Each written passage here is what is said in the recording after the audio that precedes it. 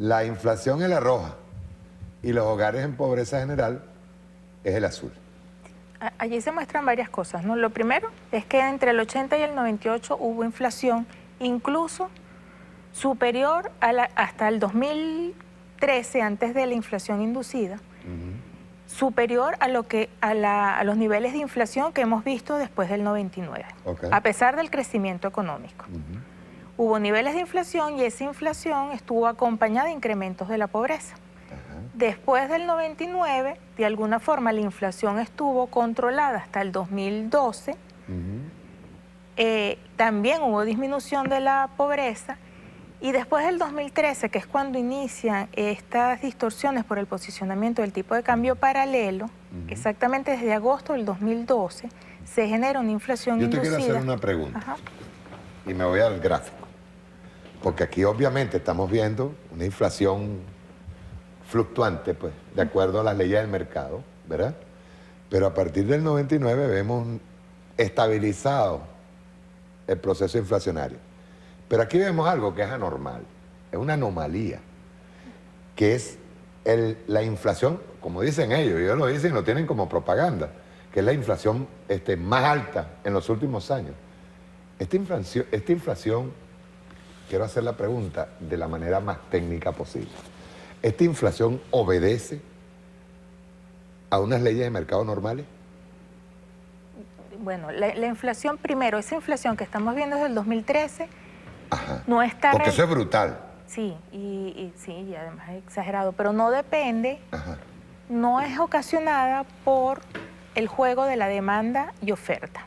¿A qué se debe? Se debe, y son mediciones que hemos hecho incluso con modelos econométricos, en un 70% está explicada por las variaciones del tipo de cambio paralelo. Y un tipo de Dólar today. Sí, y un tipo de cambio que no se corresponde con la realidad económica, que ha sido manipulado y posicionado mediáticamente, y como sirve de marcador para los precios internos, ha servido para marcar los precios en la economía desde la importación hasta el producto final. ¿Por qué? Porque a pesar de que el gobierno ha entregado las divisas antes a 6.30 y ahora a 10, los importadores, que son pocos, que son monopolios u oligopolios, cuando convierten lo que compraron fuera en bolívares, porque aquí se vende en bolívares, no utilizan el 6.30 y el 10. Utilizan el tipo de cambio del mercado paralelo. Siempre ha sido así, históricamente ha sido así, incluso desde los 80, 90, siempre que ha habido control de cambio. Pero esta vez ha sido brutal. Pero esta vez el problema ha sido que ese tipo de cambio paralelo no es un tipo de cambio paralelo real, es un tipo de cambio paralelo manipulado, posicionado, que ha generado todas las distorsiones en el mercado interno. De parte del gobierno, que ha faltado, a diferencia de lo que dicen los sectores de oposición, que ha habido mucho control, más bien ha faltado regulación de parte del Estado a estos monopolios, a quienes se les ha entregado la divisa a 6.30 o a 10, para controlar que marquen los precios en función de las divisas. ¿El Estado necesita regular más?